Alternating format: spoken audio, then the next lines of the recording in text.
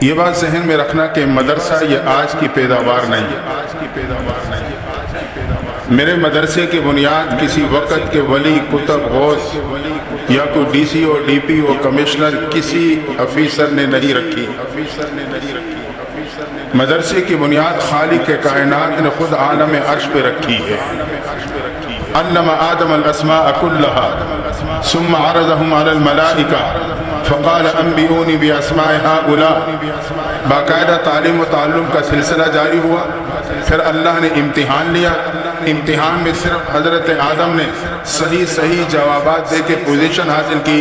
Position حاصل کرنے کے نتیجے میں گویا کہ اللہ نے حضرت آدم کو انعام کے طور پہ زمین کی خلافت عطا کر دی۔ یہ سنت اللہ ہے، تعلیم و تعلم، امتحان، پوزیشن لینے پہ انعام۔ وہاں سے مدرسہ منتقل ہوا، غار حرا میں آیا۔ اقرأ بسم ربک الذی خلق، تعلیم و تعلم کا سلسلہ جاری ہوا۔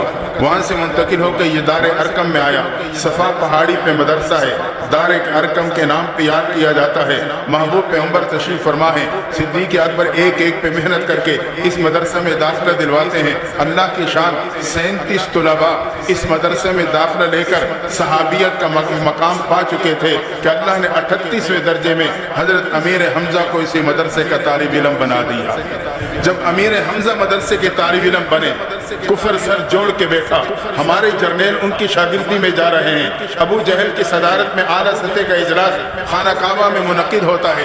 مشورہ ہونے لگا مدرسے کا راستہ کیسے بند کیا جائے، قرآن کی تعلیم کو کیسے ختم کیا جائے۔ ہمارے جرنیل ان کی شاگردی میں پہنچ رہے ہیں۔ مشورہ ہوتے فیصلہ یہ ہوا کہ مسلمانوں کے پیغمبر کو قتل کر دیا جائے۔ اللہ کی شان ذمہ داری عمر کو سونپی گئی۔ عمر تلوار لے کے اسی ارادے سے مدرسے دار ارقم کی طرف بڑھنے لگے۔ ایک صحابی رسول جو ایمان لا چکے تھے لیکن مخفی رکھا ہوا تھا، ابتدائی اسلام میں اس کی گنجائش کسی درجے میں موجود تھی، وہ آگے بڑھ کے عمر کا راستہ روکتے ہیں۔ روک کے کہا عمر اس حالت میں کہاں جا رہے ہو؟ عمر نے کہا مسلمانوں کے پیغمبر کو قتل کرنے چلا ہوں تاکہ قرآن مدرسے کا راستہ محنت ہمیشہ کے لیے ختم ہو سکے۔ صحابی دل ہی دل میں تڑپ گئے۔ کہا عمر پہلے گھر جا کے اپنی بہن کی خبر تو لے لینا، وہ بھی مدرسۃ البنات میں داخلہ لے چکی ہے۔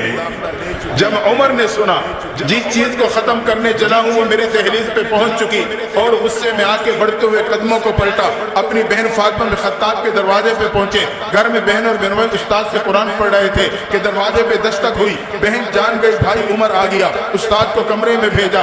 دونوں میاں بیوی دروازے کی طرف بڑھے۔ جب دروازہ کھولا عمر نے غصے کی حالت میں دیکھا، پوچھا کیا کر رہے تھے؟ دونوں نے بیک آواز کہا ہم قرآن پڑھ رہے تھے۔ عمر نے ایک زوردار تھپڑ بہنوئی کی طرف بڑھانا چاہا، فاطمہ بن خطاب آگے بڑھی، خاوند کو بچاتے ہوئے اپنے بھائی عمر کا تھپڑ چہرے پہ برداشت کیا۔ عمر کا تماشا اور تھپڑ تھا جب بہن کے چہرے سے ٹکراتا ہے، بہن زمین پہ گرتی ہے، چہرہ فرش سے ٹکراتا ہے، لیکن ہمت کر کے اٹھ کے آگے بڑھ کے کہنے لگی عمر یاد رکھنا جس خطاب کا خون تیرے جسم میں ہے اسی خطاب کا خون میرے جسم میں ہے۔ تو میرے جسم سے جان تو نکال سکتا ہے مگر قرآن کی محبت نہیں نکال سکتا ہے۔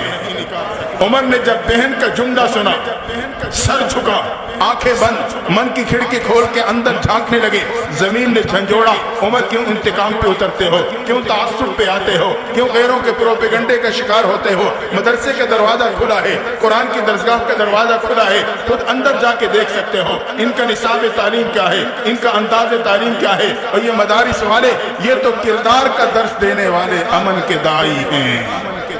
زمین نے جھنجھوڑا تو عمر نے آنکھیں کھولی، سر اٹھایا، سامنے کھڑی بہن سے کہنے لگے اچھا بہن مجھے بھی تو سناؤ کیا پڑھ رہے تھے؟ بہن نے قرآن سننے کے آداب بتلائے، بھائی باقی حاصل کرنے چلے گئے۔ استاد کمرے سے باہر آئے، اب سبق میں بہن اور بہنوئی کے ساتھ بھائی بھی شامل۔ سبق سورہ طٰہٰ کی ایک آیت سے رکا تھا، وہیں سے استاد نے آغاز کیا اننی انا اللہ لا الہ الا انا فاعبدنی واقم الصلاۃ لذکری۔ اللہ اپنا تعارف کرا رہا ہے، تحقیق میں اللہ ہوں، واجب الوجود، ہر جگہ ہر وقت موجود ہوں، میں ہی عبادت کے لائق، میری ہی عبادت کرنا، نماز میری یاد کے لیے قائم کرنا۔ عمر اہل لسان تھے، جب یہ آیت سنی بے اختیار زبان سے تعریفی جملے نکلے، کہا یہ تو بہت ہی خوبصورت کلام ہے، مجھے بھی اپنے پیغمبر کے قدموں میں لے جاؤ۔ یہ سننا تھا۔ صحابی رسول تڑپ کے کہنے لگے عمر تجھے مبارک ہو، تیرے پہ ایک مدرسے کا دروازہ نہیں، قرآن کی درسگاہ کا دروازہ نہیں، حقیقت میں تیرے پہ ایمان کا دروازہ کھل چکا ہے۔ اگر آج ہم اور آپ اپنے اور اپنی نسلوں پر اس دینی درسگاہ قرآن کی درسگاہوں کے دروازوں کو کھلا رکھیں گے تو اللہ اس پرفتن دور میں میرے نسلوں کی ایمان کی حفاظت فرما لے گا۔ عمر پہنچے مدرسے دار ارقم کے دروازے پر، دستک دی، گیٹ پہ کھڑے صحابی نے جھانک کے دیکھا، چہرے پہ پریشانی کے آثار آ گئے۔ امیر حمزہ نے وہیں سے دیکھ کے بھانپ لیا، اٹھے گیٹ کے پاس کھڑے ساتھی کے پاس آئے، کون ہے دروازے پہ دستک دینے والا؟ کہا عمر ننگی تلوار ہاتھ میں لیے مدرسے کے دروازے پہ دستک دے رہا ہے۔ امیر حمزہ نے کہا ہٹو، دروازہ میں کھولوں گا، اچھی نیت سے آئے ہیں خوش آمدید کہوں گا، بری نیت سے آئے ہیں اسی کی تلوار سے اس کا سر قلم کر دوں گا۔ حضرت امیر حمزہ آگے بڑھے، مدرسے دار ارقم کا دروازہ کھولا۔ جیسے ہی دروازہ کھولا عمر نے نگاہیں اٹھائی تو امیر حمزہ کے چہرے سے ٹکرا گئی۔ عمر نے اٹھی نگاہوں کو جھکا لیا، امیر حمزہ نے بھاپ لیا، انہوں نے اپنے جمے ہوئے قدموں کو ہٹا لیا۔ عمر نے قدم بڑھائے، صحابہ نے راستہ دے دیا۔ عمر بڑھتے ہوئے محبوب کے قدموں میں جا کے بیٹھے، چہرے انور کو دیکھ کے کہنے لگے اللہ کے نبی مجھے کلمہ پڑھا دو، یہ سننا تھا۔ تاریخ اسلام کا سب سے پہلا موقع ہے، مدرسے دار ارقم کی فضا نعرے تکبیر سے گونج جاتی ہے۔ صحابہ نے اللہ کی عظمت کو بیان کر دیا، اللہ کی کبریائی کو بیان کر دیا کہ عمر بھی ایمان کے دامن میں آ چکا ہے۔ وہاں سے مدرسہ منتقل ہوا، مسجد نبی میں باقاعدہ اس کا قیام ہوا، جہاں مسافر طلباء کا بھی انتظام ہوا۔ مسجد نبی، مدرسہ صفہ، وہاں مسافر طلباء کا بھی انتظام کیا جاتا ہے۔ پھر یہ مسجد نبی کا تنور درخت اللہ نے اس کی شاخوں کو پوری کائنات پہ پھیلا دیا۔ آج یہ ادارہ اس عمارت کا نام نہیں، حقیقت میں مسجد نبی کے اس تنور درخت کی شاخ کا سایہ ہے جو اللہ نے اس مسجد مدرسے کی صورت میں آپ کے اس علاقے پہ ڈال دیا ہے۔ اگر ہم اس شاخ کے سائے کے نیچے جمع رہے، قیامت کے دن اللہ مجھے اور آپ کو عرش کے سائے کے نیچے جمع فرما دے گا۔ تبارك الذي نزل الفرقان على عبده ليكون للعالمين نذيرا۔